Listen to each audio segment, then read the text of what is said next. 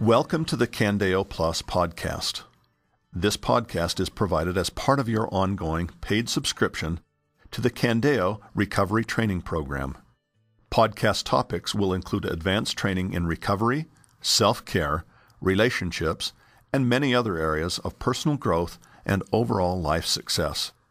This podcast is under the copyright of Candeo, LLC. This audio podcast is one in a series. To access all of the podcasts, please visit the special training section. This is Mark Castleman, Director of Education and Training here at Candeo. This is my first in a series called Change Your Brain. As some of you may know, I spent many years back in the mid and late 1990s studying with my dear mentor, Dr. Paige Bailey, one of the great neuropsychologists in the world.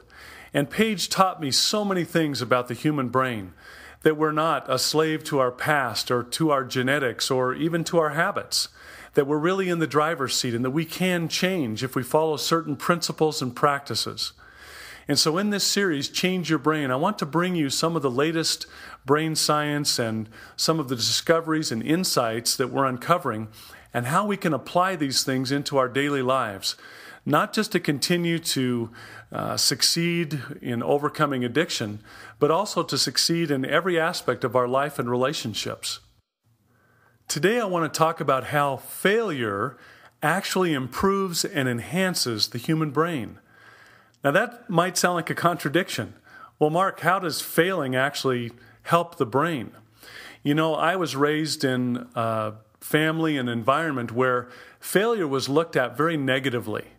And the response by adults, teachers, coaches, when I failed was to really get on my case, and it was a very negative experience. And so a lot of the tact that the grown-ups would take with me when I was a child was to use fear. If you do that again, you're going to be in big trouble, or grounding me, or in some cases, physical punishment. And so I learned as a child that fear is a very negative thing. In fact, I learned it so well that into my adult years, when I would fail, I would do what I call self-flogging. I would be so full of guilt and shame for having not measured up that I would beat myself up emotionally and just dwell on the failure, oftentimes paralyzing me so that I couldn't make progress. Through the Candeo Recovery Training Program, you know that we look at failure much differently than a lot of people in the world today.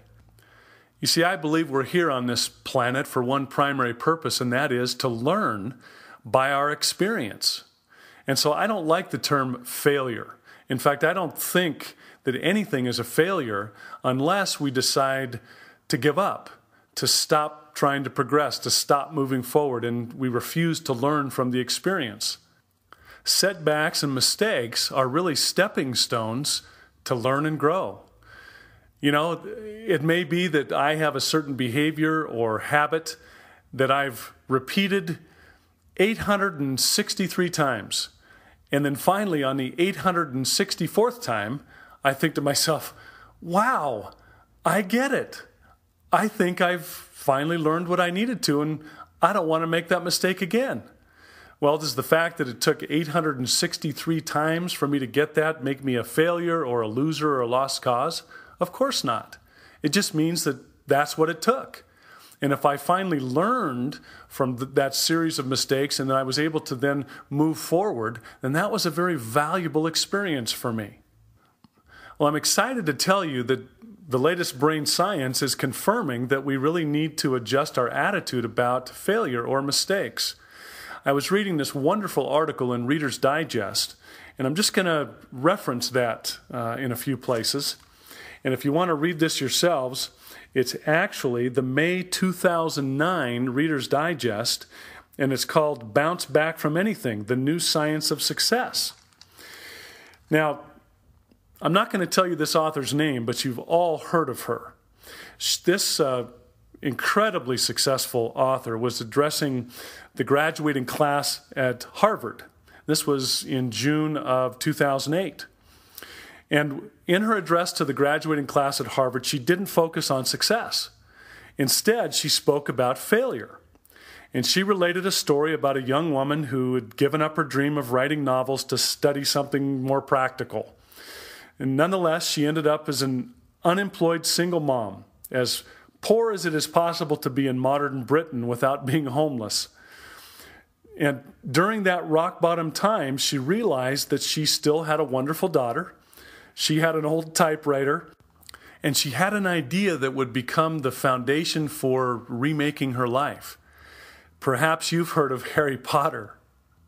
Here's what J.K. Rowling had to say to that graduating class at Harvard. She said, "You might never fail on the scale that I did, but it's impossible to live without failing at something, unless you live so cautiously that you might as well not have lived at all, in which case you fail by default. You will never truly know yourself or the strength of your relationships until both have been tested by adversity. Such knowledge is a true gift, for it is painfully won, and it has been worth more to me than any qualification I ever earned." Isn't that a wonderful statement? Here's a person that really gets it. She understood that failure, as it's called in the world, was nothing more than an opportunity to learn and to grow and to progress from experience. And quite frankly, some of the most, in fact, I would say the most valuable learning that we have in this life is through adversity, through our tough experiences, through going through the tough times.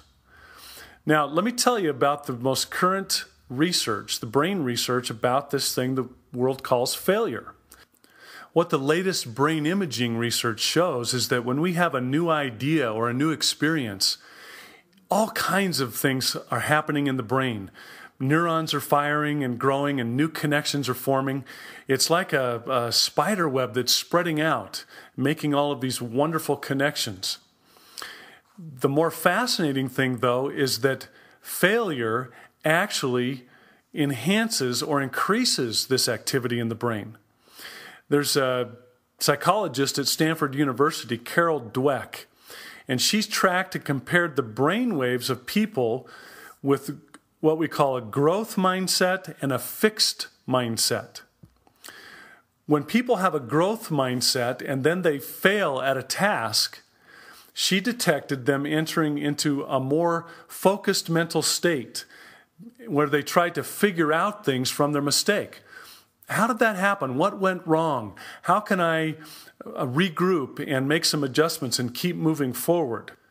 And what she found is, as they tried the same task again, they improved. And as they improved each time, their brain actually grew. It increased in its connections, in its neuronal activity.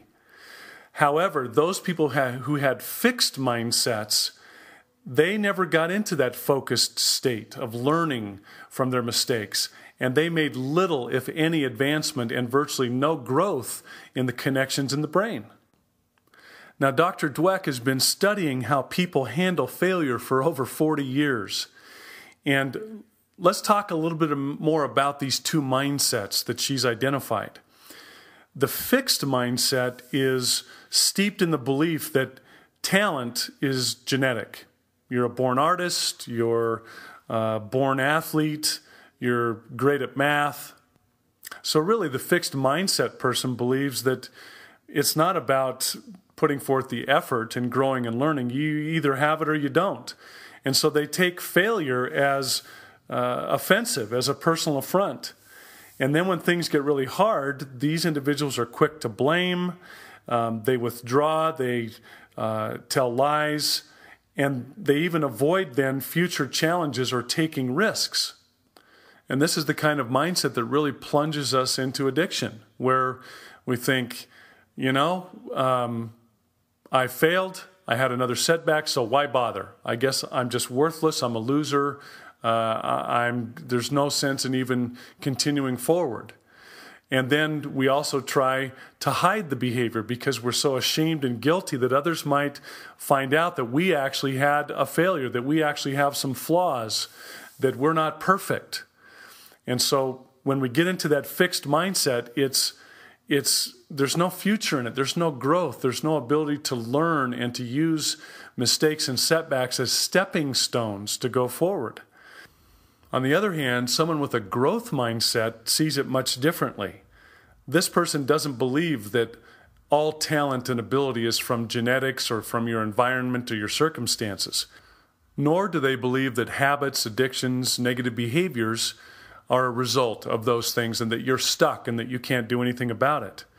The growth mindset person believes that through the right kind of learning, effort, and going forward, there isn't anything that you can't change. And so they don't let their ego get in the way as much.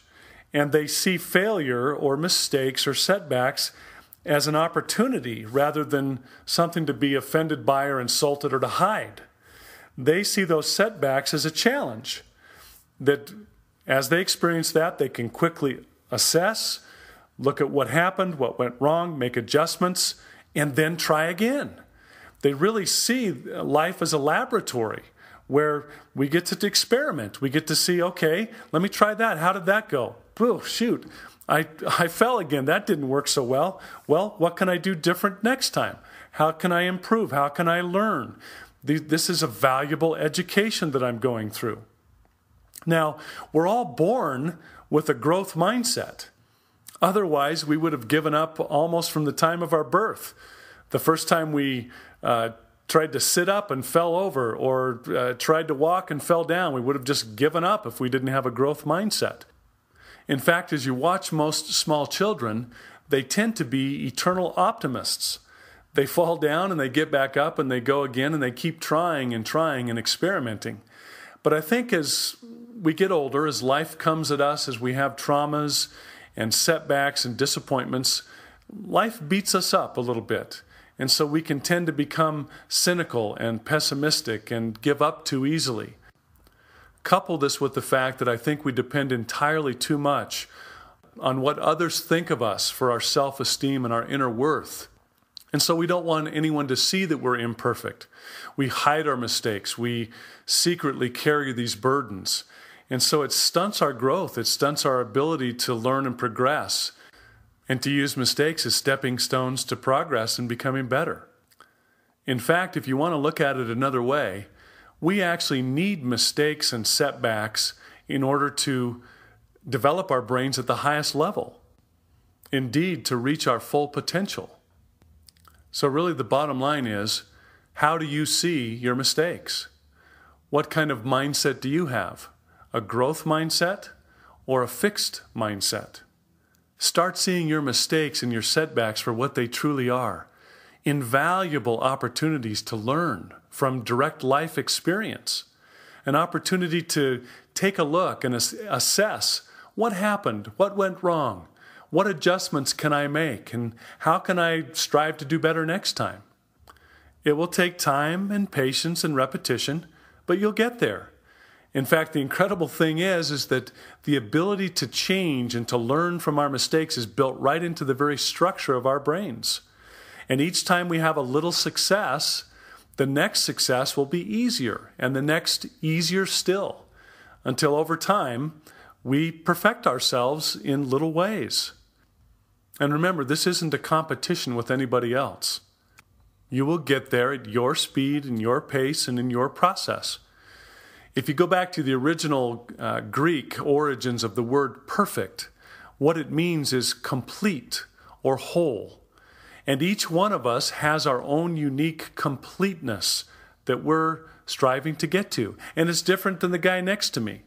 His completeness or wholeness is different than mine. And so we shouldn't compare ourselves or derive our self-esteem or our inner worth from how we think we're doing next to the guy over there. It's all about us and our own progression, our own learning, and our own process. And so develop that growth mindset. See your setbacks and your mistakes as wonderful stepping stones to continue on in the progression of life. You'll get there. You'll get to the full potential of who you are. Thank you for listening.